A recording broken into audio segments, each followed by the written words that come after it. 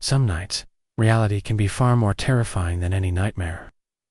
Imagine walking through a quiet office, an empty hallway, or a hotel at midnight, feeling eyes on you when no one is there. The shadows start moving on their own, whispers echo from the walls, and ordinary objects seem to watch your every step. Tonight, Farcical Fears brings you 7 of the scariest true horror stories dailies, so chilling, they will make you question what lurks in the dark corners of everyday life. From haunted buildings to cursed objects, these are not just stories. They are true experiences that left witnesses shaken to their core. Stay with us until the very end, and if you dare, hit that subscribe button, like the video, and turn on notifications so you never miss a story that could haunt your nights.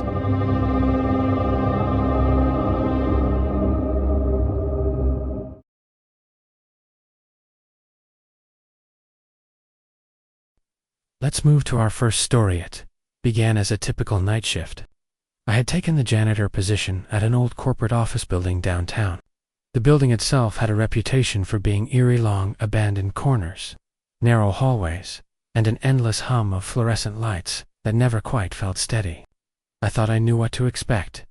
Empty offices, dust-covered floors, and the occasional creak of old pipes. But that night, everything shifted, and nothing about the building felt normal. The first sign came around 11 o'clock.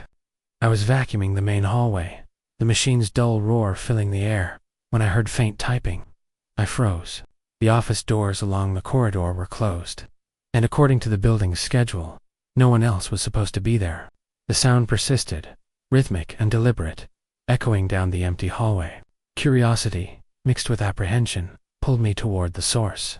I peeked into the nearest office and found nothing. No monitor was on, no hands on a keyboard, just a desk, a chair, and the faint glow of an idle screen. I laughed nervously at myself. Old buildings play tricks on the mind, I told myself. Yet, as I turned to continue my work, the sensation of being watched prickled the back of my neck. The fluorescent lights flickered overhead, casting long, wavering shadows. And in those shadows, I swore something moved independently of me. By the third night, the oddities had escalated. Chairs were slightly out of place when I returned to rooms I had just cleaned. Pens rolled off desks without any breeze. Monitors flickered on and off, displaying static for seconds before returning to black. At first, I blamed exhaustion and the monotony of night shifts. But then came the reflections. I began seeing shapes in the glass panels of office doors and windows. At first, subtle, just a movement out of the corner of my eye. But eventually, more distinct. A tall, thin figure, always standing at the edges of the glass, never approaching directly. Its head tilted in ways that felt unnatural. Its hands seemed elongated, almost skeletal. Every time I turned quickly, it would vanish. Yet the feeling of its presence never left. One night, I decided to record the disturbances on my phone.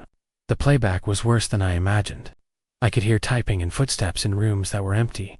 Shadows appeared and shifted along walls. In one clip, a chair slowly rotated on its own, revealing a dark, humanoid figure crouched in the corner. It wasn't moving toward the camera, but the angle of its head, the tilt of its body, suggested awareness. It was studying me. Sleep became impossible. Each night, I dreamed of the building. The hallways stretched infinitely, doors appeared where none existed, and fluorescent lights flickered in chaotic patterns. My own reflection often stared back at me from mirrors and windows, but it wasn't quite me. Hollow eyes, a subtle grin I didn't recognize, and always, the whispers. At first, unintelligible, almost drowned out by my heartbeat, then clearer. Don't turn around. Look at it. You belong here. I tried to leave for a night, convinced that exhaustion had created hallucinations. But even outside, I could feel the building's reach. My apartment felt wrong. Shadows lingered where none should be, reflections warped to show things that weren't there. It was as if the building or whatever resided in it was tethered to me, following me.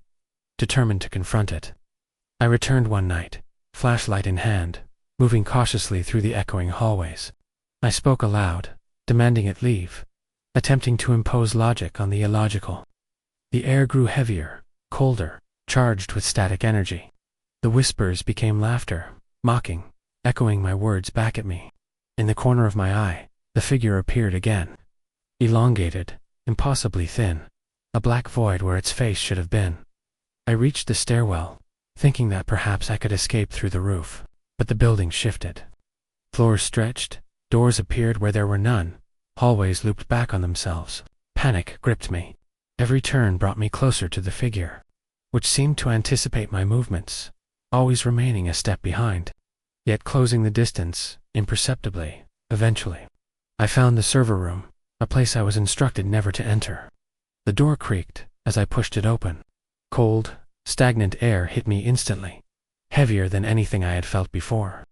Racks of humming servers lined the walls, their lights flickering erratically. And there it was, crouched in a corner, waiting. It didn't move toward me. Instead, it simply observed, tilting its head, watching my every move. The whispers intensified, no longer distant but inside my skull. "You belong here, always." I stumbled backward, my flashlight falling and casting erratic shadows across the room. When I turned, the figure had stretched impossibly, merging with the walls and dark corners, becoming part of the building itself. I ran, sprinting blindly through the hallways as doors slammed shut behind me. Echoes of footsteps chasing me long after I left. After that night, the building became unpredictable. Lights flickered, doors locked themselves, shadows appeared and disappeared at will. I quit my job immediately, leaving everything behind. But the feeling didn't end. Even months later, in my new apartment, I feel the presence lingering in the shadows. Reflections sometimes show the figure behind me, always watching, always waiting. I realized something crucial. This was not a haunting in the traditional sense. The building wasn't just haunted, it was sentient. It fed on fear, anticipation, and attention. Those who lingered too long became tethered to it, bound by something unseen. I survived only because I left quickly, but I know it waits for the next night, janitor. The next soul, curious or foolish enough to enter its halls.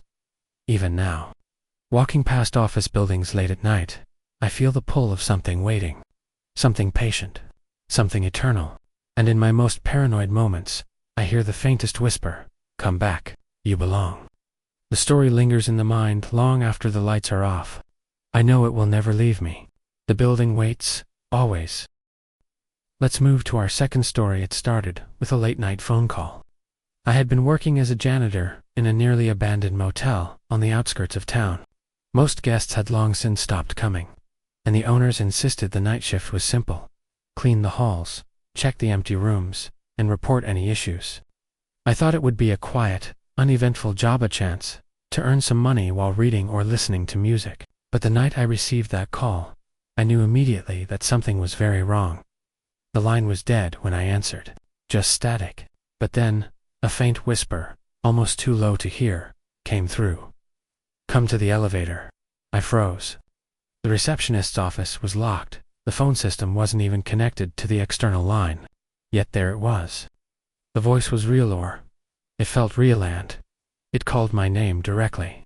I tried to shake it off as a prank or a glitch, but an uneasy chill settled into my bones. I made my way to the elevator, flicking the switch for the lights along the corridor. The hallways were empty, as usual, yet the elevator's doors opened on their own. The metal groan echoed through the silent building. My flashlight trembled slightly in my hand as I peered inside. It was clean, empty, and perfectly ordinary, or so it seemed. The strange thing was, the elevator displayed a floor I had never seen. Floor 7. The motel was only 4 stories tall. Curiosity mixed with dread. I stepped inside. The doors closed behind me with a soft click. The numbers illuminated above began to tick upward, past the 4th floor, 5th, 6th, and then 7th. When the doors opened, I found a hallway that didn't exist.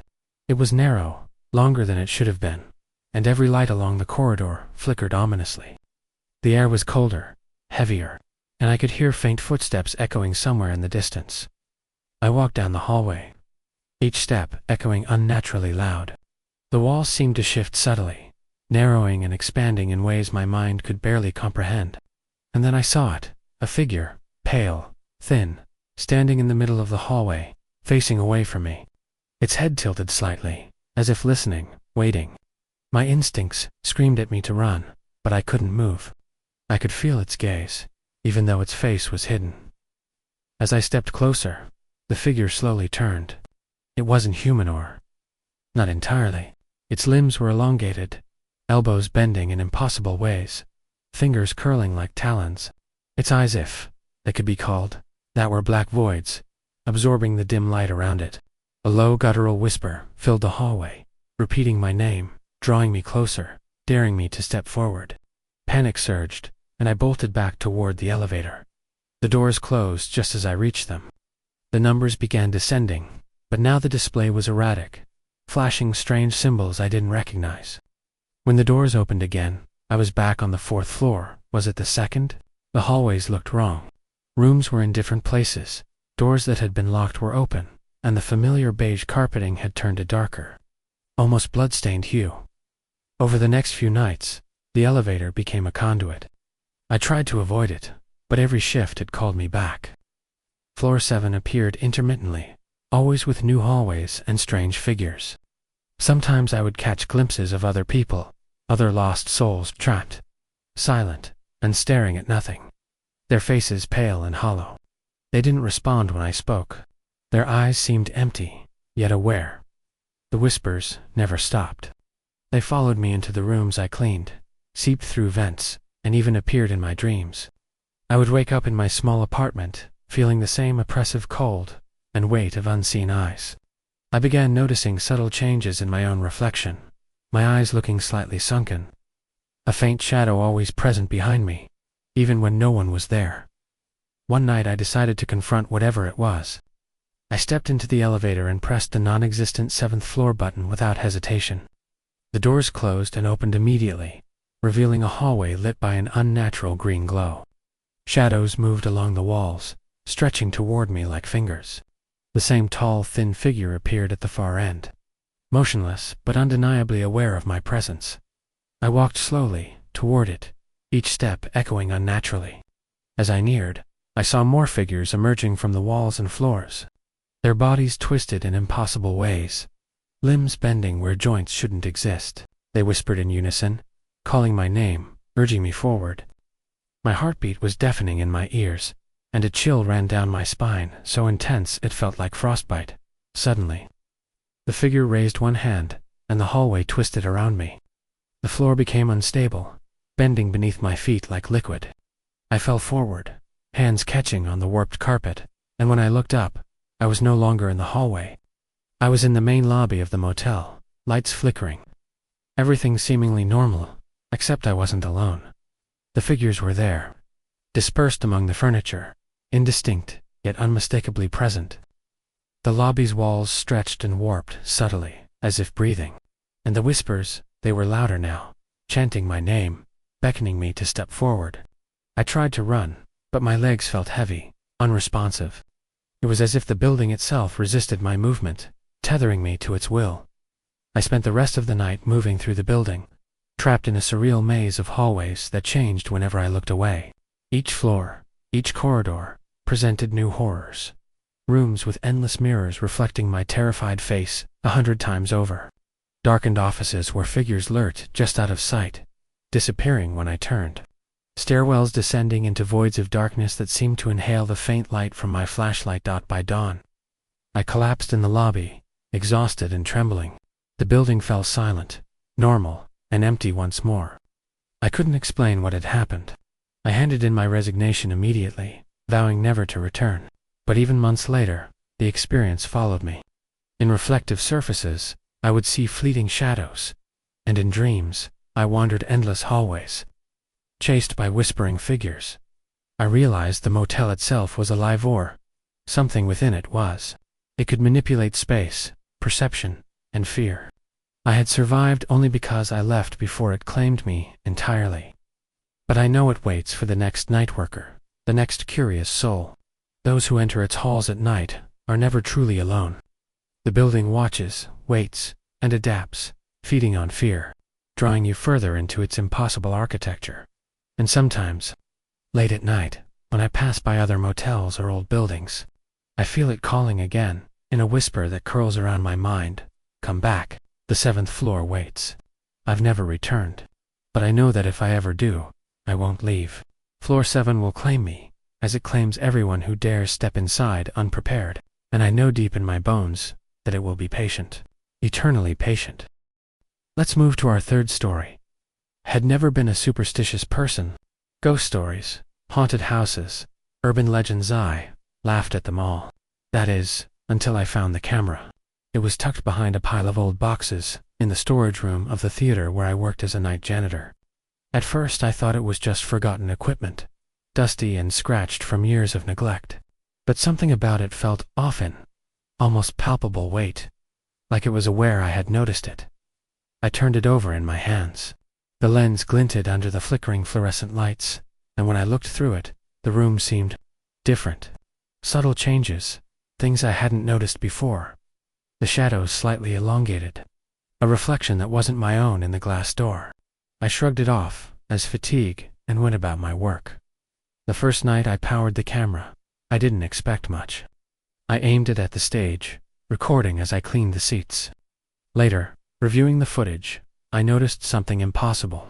A figure tall, thin, and indistinct stood in the far corner of the theater. I had seen no one, yet it was clearly there on the recording. Its head tilted unnaturally, and its movements were jerky, almost mechanical. My heart pounded, but I convinced myself it was a trick of the light. A shadow playing across the walls.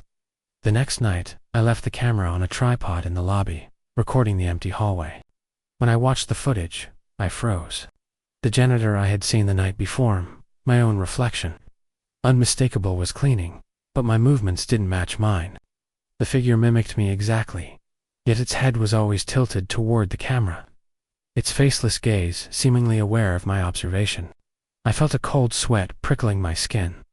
I tried leaving the camera unplugged, in storage, but it returned to me in ways I cannot explain. On my desk in the break room, on the counter in the lobby, even on the stage where I had last left it. Every time I powered it on. The footage showed subtle distortions, shadows where there should be none. Reflections that didn't match reality. Doors opening on their own. And always, that figure, watching, waiting. Sleep became impossible. Each night, the same dream. I was walking through the theater, empty and dark. But the camera hovered in the air, floating toward me. The figure was there, its faceless head tilting slightly, mimicking my every movement.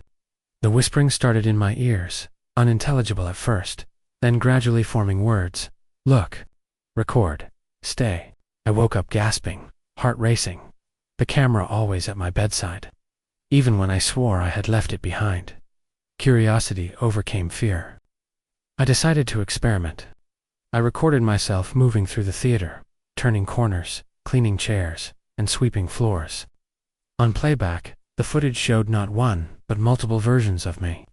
All performing slightly different actions, all being observed by the same shadowy figure.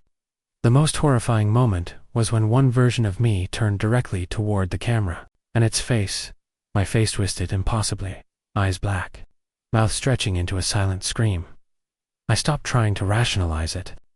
This camera was cursed or alive. I felt its presence, almost sentient, feeding off my attention. It changed the footage in ways that were impossible, rewrote reality, and yet always remained eerily consistent. I began seeing the figure in the real theater as well, fleeting glimpses in mirrors, reflections, and windows. Always just out of focus, always moving unnaturally, always observing. One night, desperate, I took the camera outside. I left it on the curb, hoping the sun and the public world would break its hold. But by the next morning, it was back, on my desk, same as always. The footage now showed me picking it up, entering the theater, performing the same tasks, the figure standing silently nearby, and this time, something new appeared. Multiple shadowy figures. All watching, all waiting for me to make a mistake. I started recording everything, my meals, my walks, even my sleep.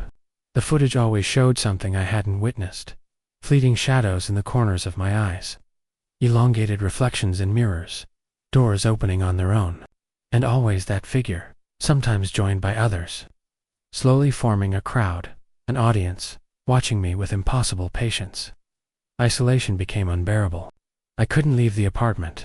The camera's presence followed me. I tried breaking it, smashing the lens, setting it on fire, but the next morning, intact, waiting. The shadows in the footage multiplied, darker, more distinct. I realized that whatever this camera was, it wasn't just showing me reality, it was shaping it, merging its world with mine. I began noticing changes in my reflection as well. Slightly sunken eyes, unnatural movements, a subtle shadow that lingered even when I turned away. Friends who visited would see nothing, hear nothing. Yet I could feel their presence being observed, recorded by the camera, even when it sat silently in the corner. Then came the whispering voices, no longer confined to my dreams. They followed me in the theater, in the apartment, in the streets. Record, watch, stay, they repeated, overlapping, forming a chorus of commands. And the figure in the camera always followed, its faceless head tilting toward me. Aware, patient, waiting. I tried to give it away, leaving it on strangers' doorsteps, in dumpsters, abandoned buildings. Each time it returned. Each time, the footage became more distorted, showing a theater that didn't exist.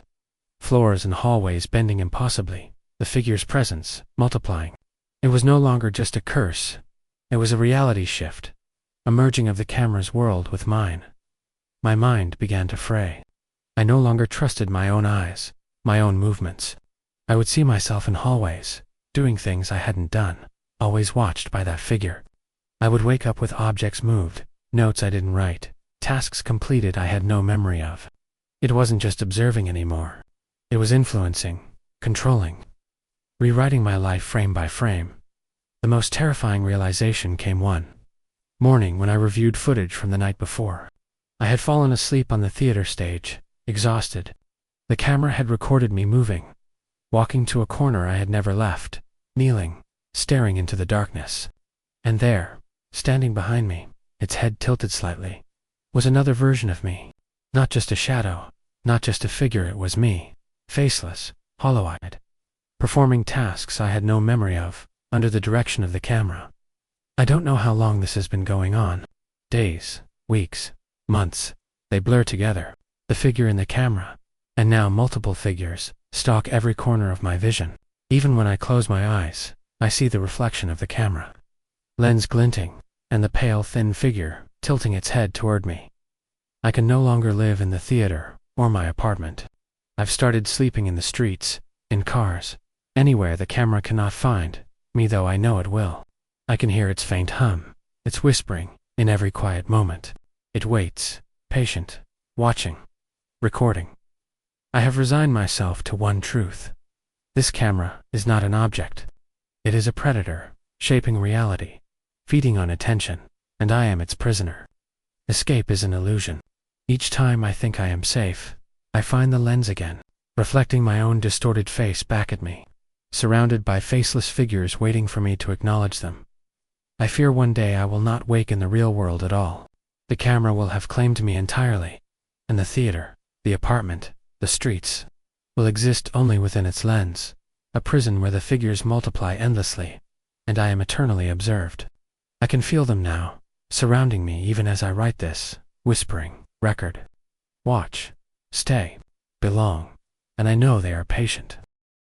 Let's move to our fourth story.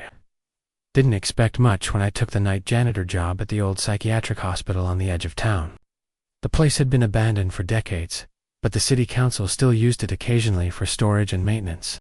Most of the building was off limits, roped and barred, but I had keys to certain floors.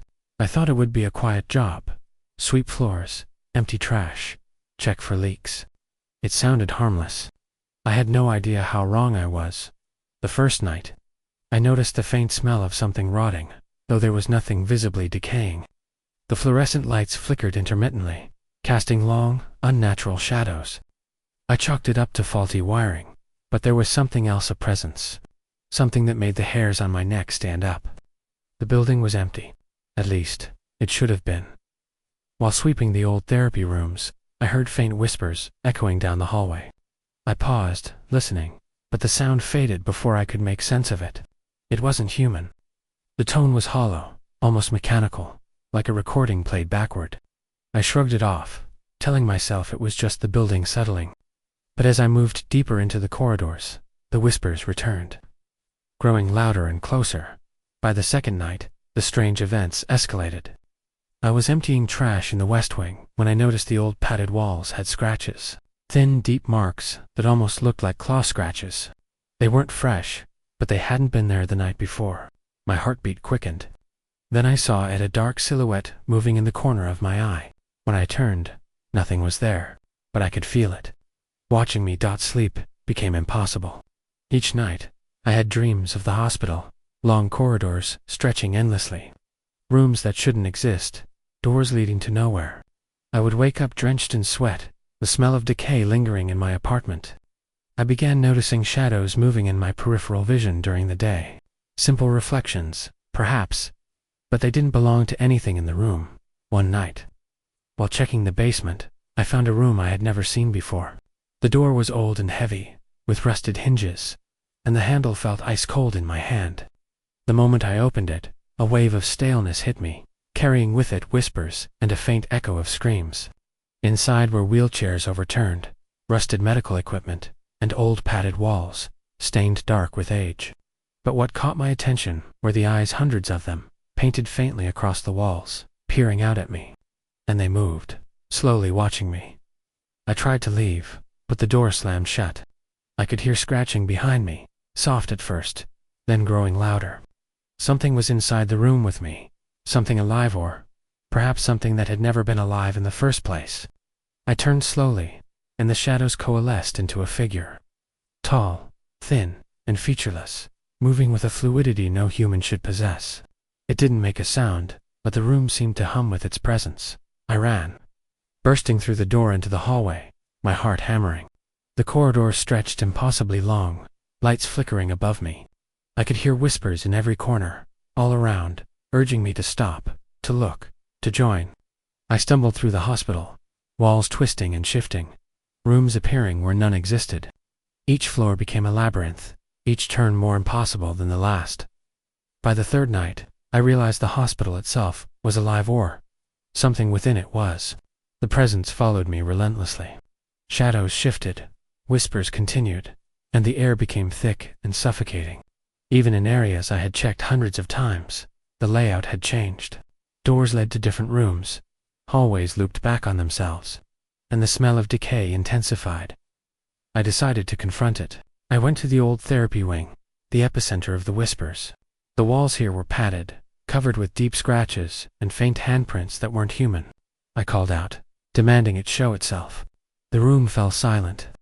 Then, from the corner of my eye, the shadow emerged. Faceless, moving impossibly fast. Its limbs bent in ways they shouldn't, its body stretching and shrinking as it approached. I froze, unable to look away. The whispers returned, now intelligible, chanting my name, commanding me to stay. My body felt heavy, paralyzed, as though gravity had doubled. The figure stopped just a few feet from me, tilting its head in a way that felt deliberate, aware. I could feel its gaze piercing into me, stripping away my resolve, my sanity. I stumbled backward, crashing into a wall, and when I turned, it had vanished. The hospital was silent again, but the oppressive weight remained. I realized then that it wasn't just haunting the building, it was inhabiting it. The walls themselves moved, the shadows acted independently, and I was just another player in its domain. I tried to leave for good, but even the exit doors seemed altered. The familiar exit was now a wall. Windows showed scenes that weren't real, streets I didn't recognize, skies darker than night. Panic set in. The hospital had claimed me, if not physically, then mentally. I could no longer trust my perception. Each shift became a battle to maintain sanity. Months passed. I avoided the hospital as much as possible, but the presence never left. In my dreams, the hospital appeared, endless and twisting, shadows moving silently, whispering commands I could not resist. I began seeing the faceless figure in everyday life reflections in windows. Fleeting shadows in alleys, movements in crowded rooms. It followed me, tethered to me, patient and relentless. I understand now, this is no ordinary haunting. The hospital itself, or the entity within, manipulates space, perception, and fear. It grows stronger the more attention it receives. It feeds on dread, consuming sanity slowly, inexorably. Those who linger too long are absorbed into its labyrinthine corridors, becoming whispers and shadows themselves. I survived, but only barely. Each day, the memories gnaw at me, and I can feel the entity's presence lingering, always watching. Even now, writing this, I can sense shadows moving in the corners of my room, and a faint whisper follows me. Come back. The hospital waits. The story lingers in the mind, a slow-burning terror that doesn't end with daylight. The hospital is patient, eternal, and aware. It waits for the next night janitor, the next soul curious or foolish enough to wander its halls. And I know, deep down, that one day it will reclaim me entirely. Let's move to our fifth story. It began on the night shift at the old industrial warehouse on the outskirts of town. I had taken the job as a night janitor, mostly because it paid better than any of the other dead-end positions I could find. The warehouse had been abandoned for years. Its rusting machinery and towering metal shelves coated in decades of dust and grime. Rumors swirled about accidents and disappearances, but I didn't care. Ghost stories never scared me, or so I thought.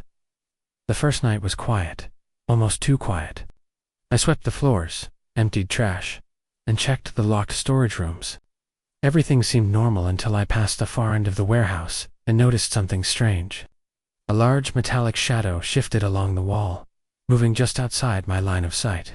I froze, thinking it was a trick of the dim fluorescent lighting. But the air felt heavy, charged, almost electric, as I continued my work.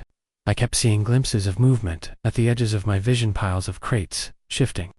Boxers toppling over, shadows stretching unnaturally. Each time I turned to look directly, nothing was there, but I could feel it, watching. Waiting. That night, I heard the first whisper, soft, almost imperceptible, carried by the echoes of the vast warehouse. Leave, it said. My heart hammered, but I laughed it off as fatigue. By the third night, things escalated. I was sweeping near the heavy machinery when I noticed that one of the massive metal doors at the far end of the warehouse had partially opened, though I was certain I had locked it. A cold draft swept out, carrying a metallic temps that made my stomach twist. As I approached, the shadows deepened, flickering with a strange rhythm.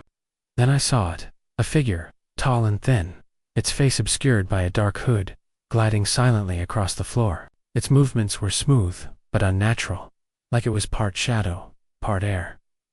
I tried to leave, but the warehouse seemed different. The aisles were longer, the shelves taller, the doors farther than I remembered. It was as if the building had shifted, stretching impossibly. The figure appeared again, now closer, tilting its head toward me, watching. A low, guttural whisper echoed from somewhere above, then from below, surrounding me. Stay, it hissed, and I felt a cold pressure on my chest, making it hard to breathe. Over the following nights, the warehouse became a maze. I would sweep one aisle, only to find myself back where I started. Shadows moved independently of the lights, and the figure always appeared at the edge of my vision, closer each time. One night, I tried recording on my phone, hoping evidence would calm my nerves. When I reviewed the footage, my blood ran cold. The figure appeared multiple times, always closer, sometimes standing directly behind me. Its face remained hidden, but I felt its gaze, penetrating and unrelenting. I attempted to leave several times. Each exit I approached led to a different part of the warehouse. Hallways twisted, machinery shifted, crates rearranged themselves. It was impossible to escape. The figure never attacked, yet its presence was oppressive, suffocating. I felt as if the building itself was alive, a predator, and I was merely prey. Then came the scratching. At first it was faint, coming from the walls, the metal shelving, the ceiling. It grew louder, more deliberate, like fingernails dragging across steel. The whispering voices joined it, overlapping, forming a chorus of commands I could barely understand. Stay, belong, become. I realized this presence wasn't just haunting. It was trying to claim me, bend me to its will. One night, desperate for answers, I followed the sound of whispering to the far end of the warehouse, near a locked storage room I had avoided. The door rattled violently as I approached. With a deep breath, I opened it. Inside, the space was impossibly large, stretching beyond the warehouse's exterior walls. Shadows moved like living entities, coalescing into grotesque humanoid forms. The figure was there, surrounded by others, faceless, tilting its head as it observed me. I tried to speak, but my voice failed me. My body froze as the shadows advanced slowly. Yet, strangely, they didn't attack. Instead, they circled me, whispering, their voices a hypnotic lull, filling my mind with impossible visions. I saw the warehouse as it truly was, not a building, but a vessel for something ancient, something that consumed fear and attention, reshaping space and reality around it. Weeks turned into a blur. I could no longer distinguish day from night. The warehouse followed me even when I wasn't there, shadows creeping into my apartment, whispers echoing in my dreams. I became obsessed, compelled to return night after night, documenting the figure, observing its movements, trying to understand its nature. The presence seemed aware of me, responding to my thoughts and actions, teaching me that resistance was futile. I began seeing changes in myself. My reflection showed pale, hollow eyes, and I noticed my shadow behaving independently. Sometimes fleetingly, I would see the figure's outline mimicking me. I felt as if I were splitting, my essence drawn into the warehouse, becoming part of the dark, endless maze. Then came the final night I could endure. The figure appeared in the center of the warehouse, taller than before, limbs bending impossibly, head tilted, facing me directly.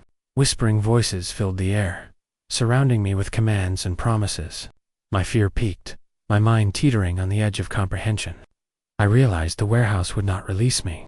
It would claim me, slowly, patiently, until I was just another shadow among the many it had trapped. I ran. I don't know how I escaped. Maybe it allowed me. Maybe it was merely toying with me.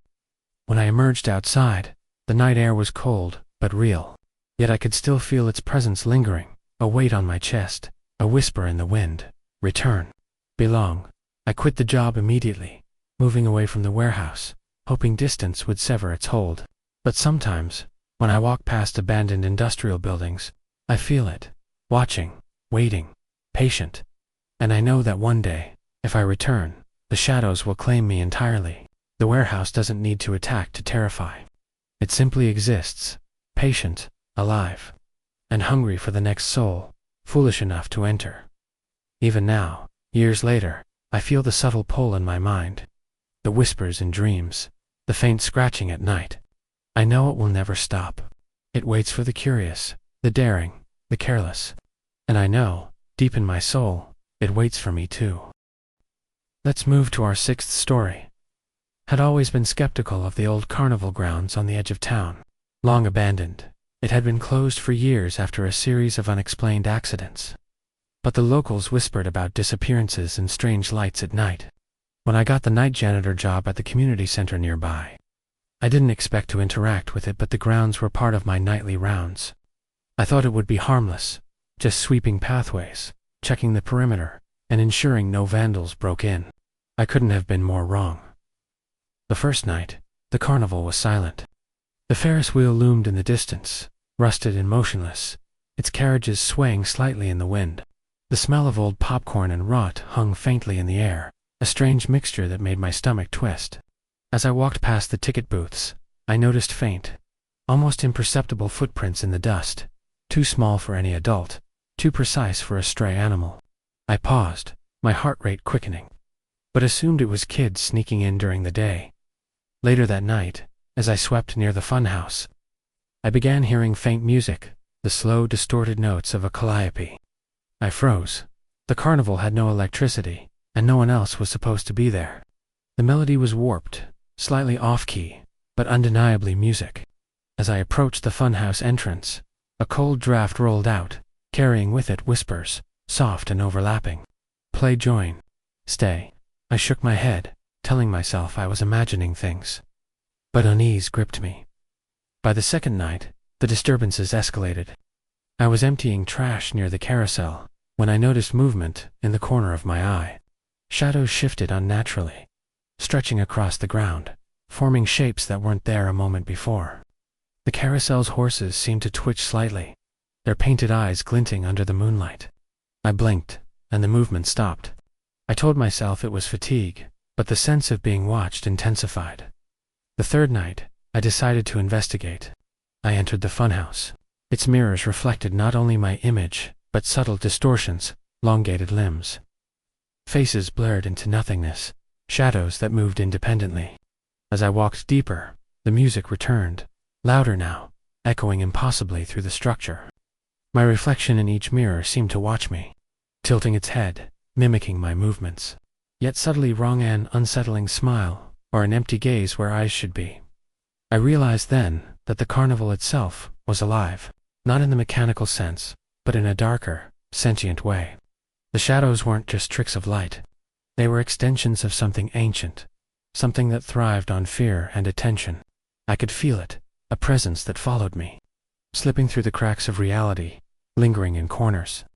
Stretching into the darkness, the carousel began to spin slowly, impossibly, though there was no wind and no visible power source. The horse's eyes gleamed unnaturally, and the faint laughter of Chilton Hollow, distorted and echoing, filled the air. Shadows moved among the rides, forming figures of children and adults, their faces featureless, watching me, beckoning silently. The whispers grew into words I could understand: play, stay, belong. I tried to leave. Every path I took seemed to loop back to the funhouse. The Ferris wheel loomed larger than it should, towers stretching impossibly into the night sky.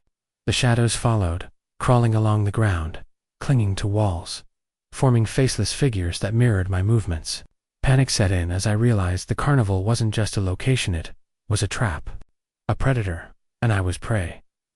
I attempted to climb over the fence, but the grounds extended endlessly, the landscape bending in ways no natural laws should allow. Every time I thought I had escaped, I found myself back at the funhouse entrance. The distorted music played, and the shadows multiplied, each figure more grotesque and closer than the last. One night, I brought a camera, hoping to document what I was experiencing. When I reviewed the footage, my blood ran cold. The shadows weren't just present, they were interacting with the environment, moving independently of me, sometimes directly toward the lens.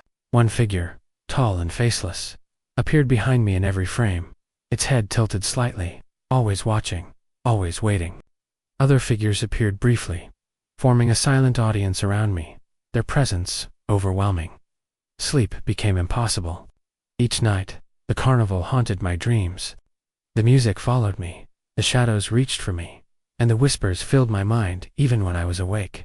I began seeing distorted reflections of the carnival in puddles, in glass, even in my own eyes. My sense of reality began to fray. I could no longer trust my vision, my memories, or the physical world around me. Eventually, I tried to leave town, but the carnival's influence followed. Strange shadows appeared in my apartment at night, mirrors distorted my reflection, and the music, the warped, hollow melody, echoed in my ears even when I was miles away. I realized then that it didn't need me to be physically present. It could reach through perception, through fear, bending reality around me. I became obsessed with understanding it, trying to rationalize it, to find some logical explanation, but there was none. The carnival was older than the town, older than anyone alive, a living predator, sustained by fear and attention. And the shadows, the faceless figures, children and adults alike, were its agents, guiding it, extending its influence, claiming new victims. I have avoided the carnival for months now, but the pull remains. In the corner of my vision, shadows move. In reflections, I catch glimpses of impossible figures. The music plays faintly in my mind, a haunting, insistent melody that I cannot silence. And I know, with terrifying clarity, that the carnival waits, patient, eternal, hungry for the next soul, foolish enough to wander near its grounds. Even now, I feel its presence lingering, whispering from the edges of my perception: play, stay, belong. I know it will never release me fully. The carnival is patient, and I am a marked prey, tethered to it by fear, by attention, by the inevitable pull of its sentience. One day, I fear, I will return, not by choice. And when I do, I will be claimed entirely, becoming another faceless shadow among many. Let's move to our seventh story. Had taken the night janitor position at the old high-rise office building downtown, a structure notorious among locals for its long-abandoned upper floors. Most floors were fully operational, but the top 10 were sealed for decades due to safety concerns, so management claimed. I was given a master key and a flashlight, and told to keep the building tidy during the graveyard shift. It seemed routine, mundane even, until I reached the 25th floor for the first time. The elevator ride up was unnervingly silent. Even with the usual hum of electricity, there was a strange stillness. When the doors opened onto the 25th floor, the air was colder, denser, and it smelled faintly of iron and mildew. The fluorescent lights flickered erratically, casting long, distorted shadows across the carpeted hallway. At first I thought it was the building settling, or just a quirk of old wiring, but something about the place felt. Wronged-out I began my rounds, cleaning offices that had been locked for decades. Dusty desks, yellowed papers, and abandoned office supplies littered the rooms. As I mopped the floors, I noticed streaks-long dark smears that didn't look like dirt. I bent down for a closer look, and my stomach churned. They were dried blood. The smell wasn't overpowering, but faint, metallic, and unmistakable. My hands shook as I wiped it with a rag, but the smear seemed endless. Stretching along the hallway, as I continued cleaning, I felt eyes on me. Glancing around, the floor seemed empty, yet shadows flickered along walls in ways that didn't match the lighting. I chalked it up to my imagination, but the sense of being watched intensified. The building itself felt alive, its creaks and hums forming an oppressive rhythm, synchronized with my heartbeat. By the second night, things escalated. While emptying a trash bin in one of the corner offices, I saw movement at the far end of the hallway. A figure tall hunched, faceless stood just inside the shadows. It didn't move like a person. Its limbs bent, unnaturally, almost liquid in their motion. I froze, unable to breathe, and when I blinked, it was gone. But the hallway felt charged, as if the air itself was alive, pressing down, restraining me. The following nights were worse. Doors I had locked earlier were now ajar. Office furniture had shifted slightly, as if something unseen had passed through. I began hearing whisper-soft, unintelligible, echoing from vents, under doors, and along the ceilings. They called my name, coaxing, urging me to approach, to stay. One night, the whispers became laughter, high-pitched, childlike, yet hollow, and it filled every corner of the 25th floor. I began documenting the occurrences on my phone, hoping to prove I wasn't losing my mind. Reviewing the footage made my blood run cold. Shadows moved independently of the light, stretching along walls and ceilings. The faceless figure appeared in every frame, closer than it had been in reality, always watching. In some clips, multiple figures were visible, barely distinguishable from the darkness, but undeniably present. Sleep became impossible. I started seeing distortions in everyday life, shadows moving slightly behind me, reflections of faceless figures in glass, and fleeting glimpses of the 25th floor, when I wasn't even at the building. The presence had attached itself to me. My mind became a labyrinth, haunted not just by memory, but by active, invasive perception.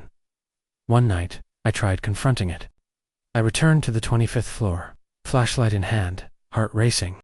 I called out, demanding it reveal itself.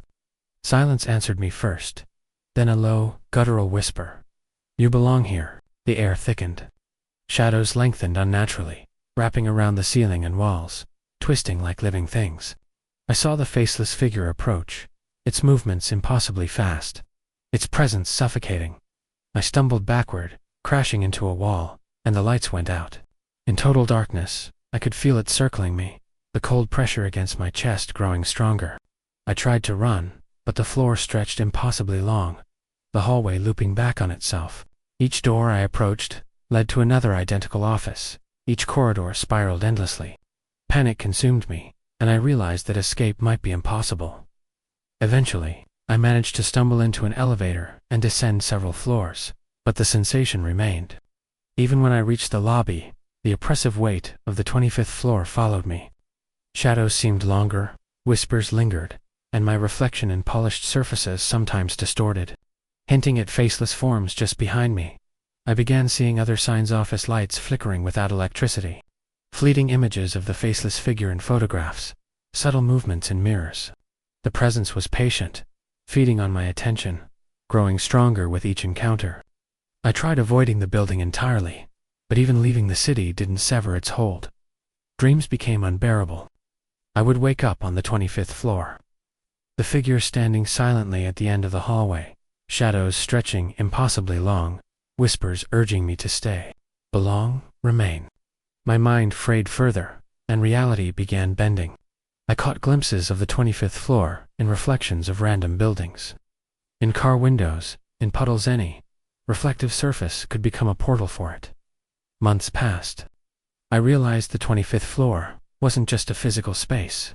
It was a sentient, shifting construct, attached to the building, but not constrained by it. It could extend itself, manipulate perception, and invade consciousness. Those who lingered too long or even observed too closely were drawn into it, lost to the faceless figure and its endless corridors. Eventually, I returned once, compelled by fear and curiosity. The hallway stretched beyond comprehension. The faceless figure was closer than ever, twisting unnaturally, tilting its head.